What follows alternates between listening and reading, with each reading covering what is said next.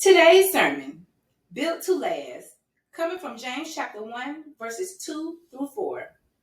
And it reads, Consider it pure joy, my brothers and sisters, whenever you face trials of many kinds, because you know that the testing of your faith produces perseverance. Let perseverance finish its work so that you may be mature and complete, not lacking anything. You ever had one of those weeks where it feels like everything that could go wrong does? Car acting up, bills stacking up, family tripping, job stressing. You're trying to pray, but even your prayers feel like they bounce off the ceiling. That's when life starts testing what you're really made of. Because it's easy to shout God is good when the check clears. But can you still say that when you're waiting on that direct deposit? James says, consider it pure joy whenever you face trials. Now let's be real. Nobody wakes up saying, Lord, I'm ready for some trials today. But James isn't telling us to be happy about the pain.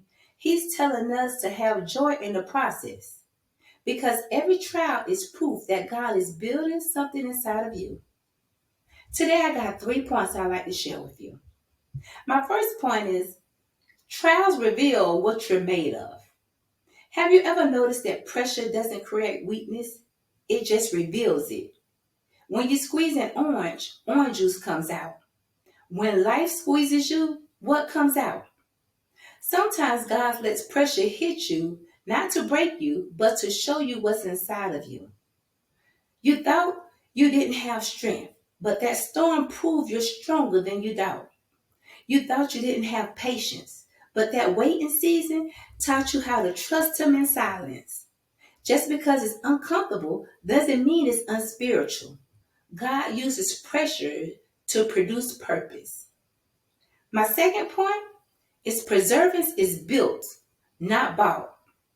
James says, the testing of your faith produces perseverance. That means endurance doesn't come from comfort. It comes from consistency under pressure. Think about the gym. You don't get stronger lifting air. You grow when there's resistance. In the same way, your faith grows when there's pushback. So stop asking God to take away every struggle and start asking Him, Lord, teach me what you're trying to show me through this struggle. Because every trial you survive gives you another layer of spiritual muscle. My third point, the work ain't wasted. James says, let perseverance finish its work. In other words, don't quit in the middle of your process.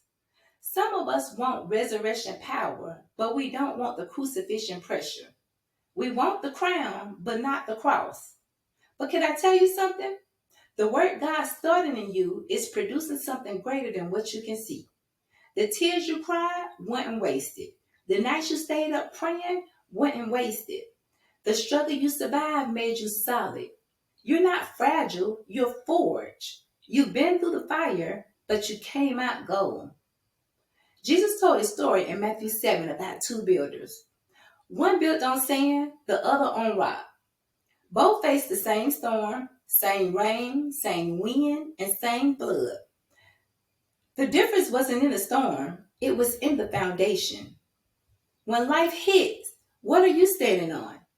If your foundation is Jesus, the storm might shake you, but it can't take you. You might bend, but you won't break because you're built to last. So the next time life throws something your way, instead of asking, why me? Try saying, what now, Lord? What are you building in me through this? Every trial is a test, but every test has a testimony.